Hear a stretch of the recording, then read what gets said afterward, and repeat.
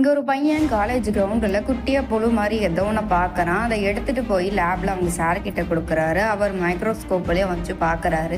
பார்த்துட்டு என்னன்னு கண்டுபிடிக்க முடியல. திடீர்னு பார்த்தீங்கன்னா ஒரு பையன் தண்ணியை கொட்டி விட்டுறான். பார்த்ததுமே பார்த்தீங்கன்னா அதுக்கு உயிர் வந்துடுது. ஸோ தண்ணி தேவைப்படுதுன்னு சொல்லிட்டு தண்ணி தொட்டிக்குள்ள போடுறாங்க.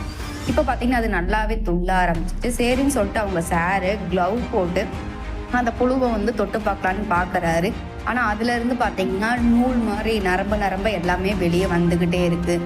க்ளவுஸ் போட்டு இப்போ தொட்டுட்டு இருக்காரு. இப்போ பார்த்தீங்கன்னா அது ரெண்டாக ஸ்ப்ளிட் ஆகி இப்போ 2 புழு மாதிரி ஆயிடுச்சு.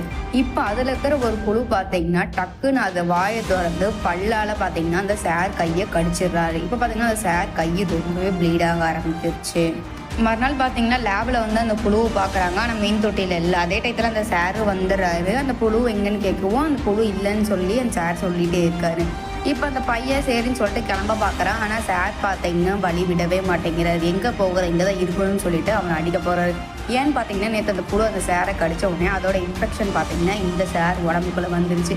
இவனும் பார்த்தீங்கன்னா அந்த சாரோட கையை 4 துண்டாக வெட்டிடுறாங்க விரல ஃபுல்லாக. ஆனால் இருந்தாலும் அவர் விரலேருந்து பார்த்தீங்கன்னா அந்த புழுக்கு எப்படி வந்துச்சோ அதே மாதிரி பார்த்தீங்கன்னா இந்த சார் கையிலேயும் ஃபுல்லாக நரம்பு மாதிரி வர ஆரம்பிச்சிச்சு. இப்போ எல்லாத்தையும் சாகடிக்கிற போகிறப்ப பார்த்தீங்கன்னா அந்த பிளாக் கலர் டிஷர்ட் போட்டுருக்க பையன் எப்படியோ சாரோட கண்ணில் குத்திடுறான். ஆனால் இப்போவும் சாகவே இல்லை. திடீர்னு பார்த்தீங்கன்னா சாரோட கண்ணில் இருந்து நிறைய வர ஆரம்பிச்சிருச்சு. இப்போ அவருக்கே என்னன்னு புரியல. இப்போ பார்த்தீங்கன்னா கொஞ்சம் நேரம் கழிச்சு அவரே டோட்டலாகவே ஆள் க்ளோஸ் ஆகிட்டாரு. இப்போ சாரும் இறந்துடுறாரு. இப்போ பார்த்தீங்கன்னா வாயிலேருந்து புழு வந்துச்சு இல்லையா சார் வாயிலேருந்து, அதை எடுத்துகிட்டு போயிட்டு சாம்பிளுக்கு எடுத்துகிட்டு வேறு லேபுக்கு போகிறாங்க. இப்போது பார்த்தீங்கன்னா வேறு லேபில் போயிட்டு ஒரு எலியை வச்சுருக்காங்க சாம்பிளுக்காக. இந்த புழுவை அந்த எலிக்கு பக்கத்தில் வச்சதும் பார்த்தீங்கன்னா இந்த புழு பார்த்தீங்கன்னா எலியோட உடம்ப அப்சர்வ் பண்ணிக்கிச்சு. இப்போ எலிக்குள்ளே பார்த்தீங்கன்னா அந்த உடம்பு ஃபுல்லாக அந்த புழு ஃபுல்லாக போயிடுச்சு. இப்போ பார்த்தீங்கன்னா அந்த எலியை கொன்று அந்த நரம்பை அந்த புழுவை வெளியே எடுக்கிறாங்க.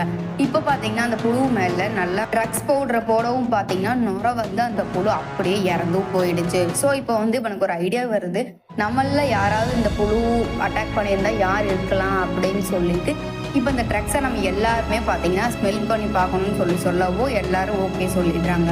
ஃபஸ்ட்டு இந்த சாம்பிளுக்கு எடுத்துகிட்டு வந்தான்ல அவன் பார்த்தீங்கன்னா இந்த ட்ரக்ஸை ஸ்மெல் பண்ணி பார்க்க சொல்கிறான். இவனும் பார்த்தீங்கன்னா ஒவ்வொருத்தருக்கா அந்த ட்ரக்ஸோட பவுடரை கையில் கொடுத்துட்டே இருக்கா. இப்போ பார்த்தீங்கன்னா இந்த ஃபஸ்ட்டு நான் சொன்னேன்ல அந்த கண்ணாடி போட்டுட்ருக்கவன் தான் ட்ரக்ஸ் பவுடரை ஸ்மெல் பண்ணி பார்க்குறான்.